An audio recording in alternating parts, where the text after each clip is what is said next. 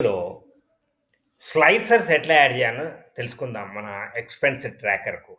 మనము serial numbers add చేయడం, date add చేయడం, డ్రాప్ డౌన్ లిస్ట్ ద్వారా గ్రాసరీస్, ఎక్స్‌పెన్సెస్ యాడ్ చేయడం, వాటి అమౌంట్ అయితే మనం మాన్యుయల్‌గా ఎంటర్ చేస్తాం. బ్యాలెన్స్ ఆటోమేటిక్‌గా కాలిక్యులేట్ చేయడం ఇవన్నీ నేర్చుకున్నాం కదా! ఇప్పుడు ఈ టేబుల్‌కు స్లైసర్ యాడ్ చేస్తే మనకెంతో ఉపయోగమో చూడండి. మన దగ్గర ఇటువంటి ఫైల్ ఉన్నట్టయితే. దీనిలో 2 స్లైసర్స్ యాడ్ చేసిన. ఒకటి డేటు, ఒకటి ఎక్స్‌పెన్సెస్. సపోజ్ నేను హోటల్ స్టేకు ఎంత ఖర్చు పెట్టినా ఇప్పటి వరకు ఈ నెలలో, ఇది ఇక్కడ ఉన్న డేటాలో అంటే 6000. అదే ఫ్లైట్ చార్జెస్ ఎంత ఖర్చు పెట్టినా 8000. అంటే స్లైసర్ ద్వారా మనము ఫిల్టర్ చేయవచ్చనమాట డేటాను. మళ్ళీ స్లైసర్ తీయాలంటే ఇక్కడ ఈ ఇంటూ మార్క్‌లో క్లిక్ చేయాలి. పోతది.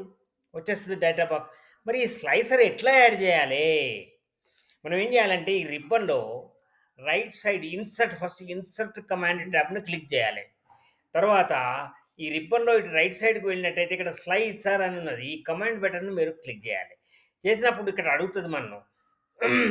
మనం మొదలు ఎందుకు ఇట్లా వచ్చింది? మనం ఏ సెల్‌ని సెలెక్ట్ చేసుకోలే. First we have to select any cell in this one.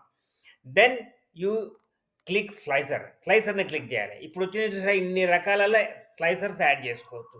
మనకు కావాల్సింది డేట్ స్లైసర్ కావాలి. తర్వాత ఎక్స్‌పెన్స్ స్లైసర్ కావాలి.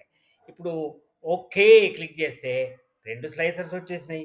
వీటిని మనం రీలొకేట్ చేయొచ్చు, రీసైజ్ చేయొచ్చు. తర్వాత హారిజాంటల్ కూడా తయారు చేసుకోవచ్చు. అది ఎట్లనో మరి నెక్స్ట్ వీడియోలో చెప్తా. ఈ రకంగా చేస్తే మనము filtering the data very, very easy. Train కోసం ఎంత ఖర్చు పెట్టినాం? ఒక్కటేసారి రూ. 4390 ఖర్చు పెట్టినాం. ఈ రకంగా మన డేటా ఎంత పెద్దదైనా గూడా, ఒక్కొక్క ఐటెమ్ మీద ఎంత ఖర్చు పెట్టినాం.